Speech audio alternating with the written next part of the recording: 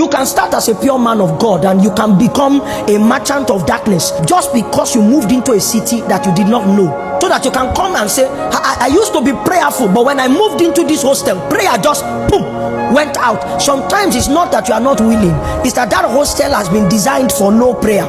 It's the environment that is acting on you. And there are two instructions that we give such people. I'm speaking to a particular person.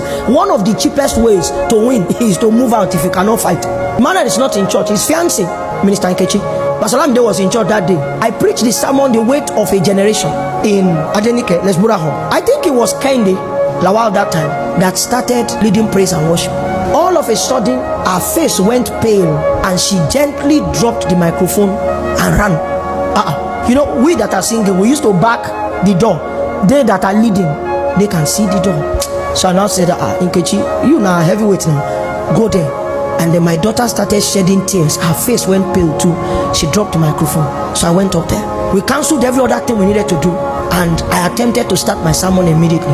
It took me about 15 to 20 minutes of prayer before the atmosphere shifted. So my mom now called me when I got home. She said, son, the building you are using is like a cream building. The inside is green. I said, yes. Say you're upstairs. I said, yes. Say there's a shrine in front of you. And that one of the entities in that shrine has the looks of a masquerade. That masquerade visited your service this evening. The masquerade stood on the ground, but he became visible. And those who saw the appearance of it took off. May God give you eyes. Lamde, have they built anything around that place? Okay, they built now. Hostel. May God give you understanding. Okay, so what I just mean is, you leave or you can ask for reinforcement. So I went to the Lord that night and said, what do we do? The Lord said, you will move to Ondaji, but you will now go back and do an invasion in Adenike. You remember that meeting? We used to call it Lautech Fresh Fire Conference. So we held it in Adenike. The church that hosted us, the pastors ran away.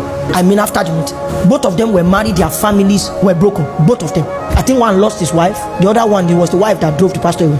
I remember that even the pastor, after that meeting for hosting us, some people met him, 6 individuals met him and gave him the date he was going to die. It was November 18 that year. And then he called me and said, see, I'll come and be living in your house. I said, don't come to my house, but you will not die. I said, sleep is between me and them.